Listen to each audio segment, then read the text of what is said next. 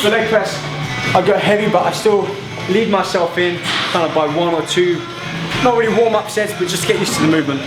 Get the positioning right and get my body through that full range of motion. And then for at least 3 work sets, same technique, go heavy, max out at 12, incorporate a rest pause, again heavy, and then for that final set, try and go heavy by at least 5 or 10% and do a drop set, taking off 20% of that total weight.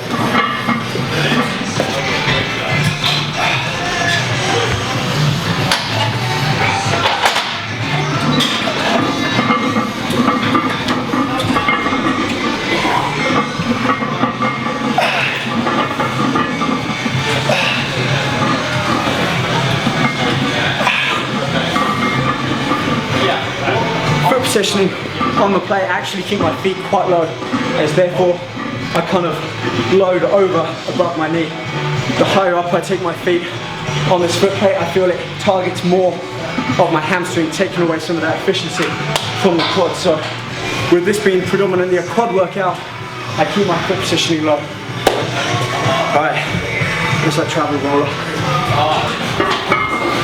Alright, so moving on now to the leg press from the squat, which really targets my upper portion of the quad. I find with the leg press, depending on how my feet are, I'm hitting more of the teardrop, especially with the positioning of my foot. So using the travel roller, I'm going to roll this over more the teardrop and the inner portion. So I'm going to position my body. Ideally I want to get my whole body weight on, but while it's tender, I'll keep one leg on the ground and control the amount of weight and pressure I put through.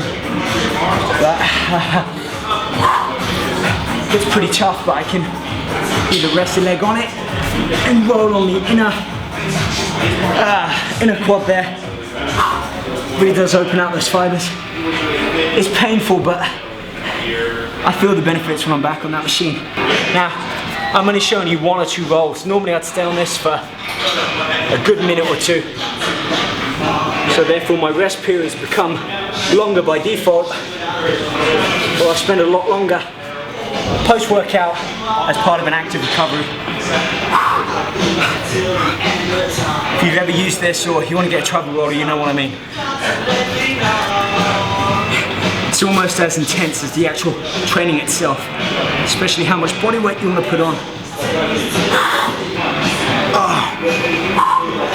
Okay. Again, keeping with that increment, with the bigger heavy weights, it's pretty easy just to add a 45. But typically I want to aim at least 10%. Any more than 20% is probably too high.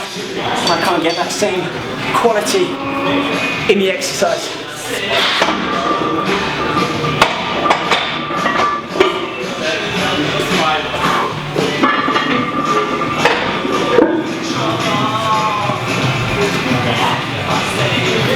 So what I've started to do now during my second work set, slightly angle my toes out, targeting a little bit more of that inner quad portion, the teardrop.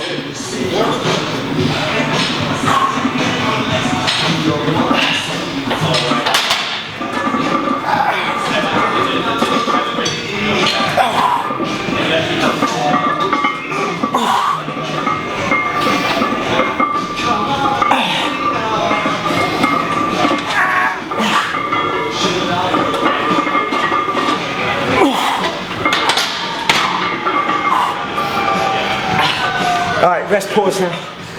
And as I said during the warm-up, whenever I take that positioning away from that neutral, that dead straight line, I reduce the effectiveness of how much weight I can lift. So anytime I change the gait of my feet or the angle of the feet, I can't lift as heavy. So back onto the rest pause. This time feet neutral, toes just below that crease.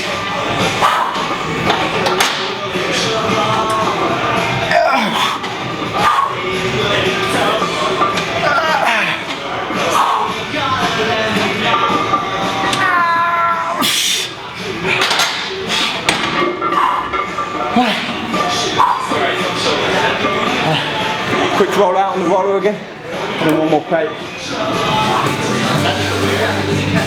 Final set here. Once again, I passed that rest pause and time for a drop set. So as much weight as I can reasonably manage for at least 4 reps, I'd say 4 would be my cut-off point for a minimum rep range, and then 20% off. This time probably just 245 plates, so 180 off altogether, and 6 to 8 reps, all out effort.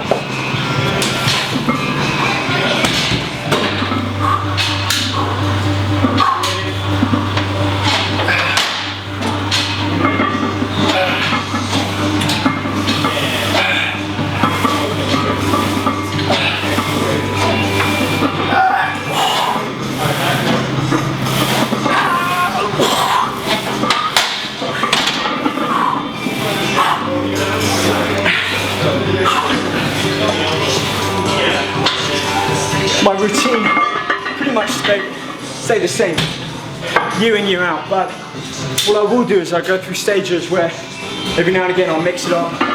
I might start on this machine and finish on squats, or sometimes do the entire workout from the back through to the front, just to switch it up, give my body something different so that it doesn't adapt to the same stresses, the same stimuluses that I put it through week in, week out.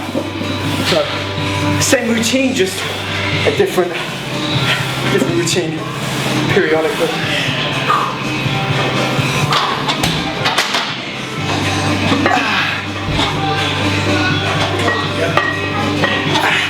So lighter weight now, try and get full range of movement.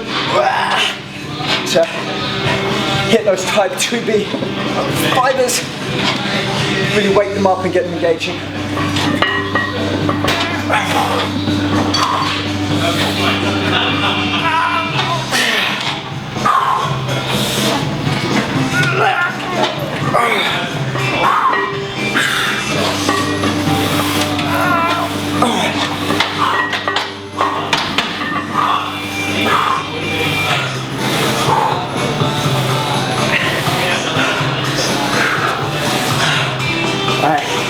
Penultimate exercise. Let's do some single leg up on a box, do some lunge type movements, and then finish off with a simple isolation exercise.